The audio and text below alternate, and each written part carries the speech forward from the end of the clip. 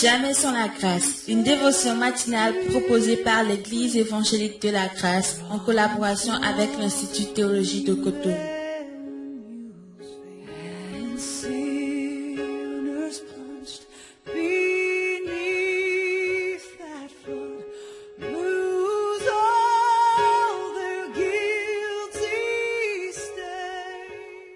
Bonjour chers amis, chers internautes, bienvenue dans la dévotion de ce matin, précieux Jésus.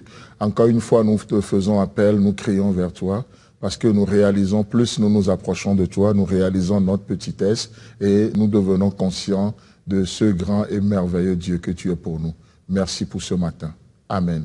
Alors, vous savez que nous sommes dans la période de Pâques et ce week-end, donc du coup, j'aimerais vous proposer un passage qui va dans le même sens, qui touche le sujet. C'est dans Luc chapitre 23, le verset 12, où il est écrit: ce jour même, Pilate et Hérode devinrent amis d'ennemis qu'ils étaient auparavant. Je trouve cette histoire très fabuleuse. Vous savez, Jésus fut arrêté et la dernière semaine qu'il va passer sur terre sera considérée, comme on l'appelle, la semaine de la Passion. Et cette semaine sera tellement riche d'activités, tellement riche d'enseignements de la part de notre Seigneur Jésus.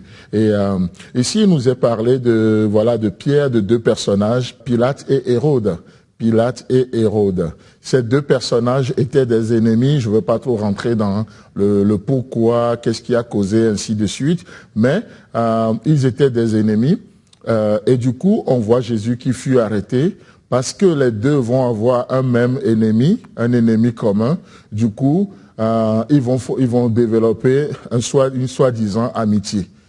Les deux seront liés. Pourquoi? Parce que l'affaire de Jésus est au milieu. Je me dis, mais combien de relations, combien d'amitiés parfois nous tissons sur une mauvaise base. Juste parce que on a un ennemi commun, du coup, on devient amis. Non, on n'est pas amis parce que nous avons un ennemi commun. On n'est pas amis parce que nous avons tous quelqu'un à combattre. Mais nous sommes amis et cela nous demande beaucoup d'objectivité, des amitiés. Des amis, ça se choisit. Mais ce n'est pas de ce côté que j'aimerais vous amener, en tout cas ce matin.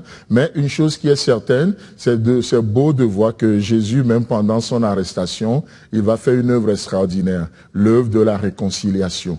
Il va réconcilier les deux ennemis. Vous savez quoi? Parce que Jésus-Christ est venu sur la terre. La Bible dit que autrefois nous étions ennemis de Dieu. Nous n'aimons pas les choses de Dieu. Nous étions des enfants de rébellion. Mais parce que Christ est venu, parce qu'il a donné sa vie comme nous allons le célébrer, comme nous le célébrons ce week-end, parce qu'il a donné sa vie, d'ennemis de Dieu que nous étions, nous sommes devenus maintenant ses amis. Donc Christ, par sa mort, nous a réconciliés avec Dieu. Et aujourd'hui, comme il est dit dans Romains chapitre 5, nous avons la paix avec Dieu parce que, voilà, Christ nous a réconciliés. Et la Bible dit que Dieu, étant en Christ, a réconcilié le monde avec lui-même. Non seulement Christ nous a réconciliés avec Dieu, mais Christ nous a réconciliés avec nous-mêmes.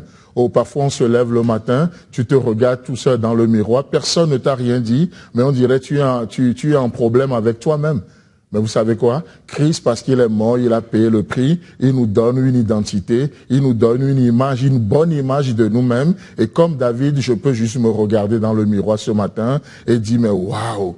Être en paix avec moi-même. Dis, mais quelle créature merveilleuse. Mon âme le reconnaît bien. Christ est mort. Et il veut nous réconcilier avec Dieu, mais il est mort, il nous réconcilie avec nous-mêmes. Et il est mort, et par sa mort, la Bible dit qu'il a brisé les murs de séparation. Chers amis, chers internautes, vous m'écoutez ce matin, tu m'écoutes ce matin. Oh, peut-être qu'il y a encore des murs de séparation, des murs érigés dans nos vies, des choses qu'on ne veut jamais pardonner, des choses qu'on ne croit pas que ça peut partir.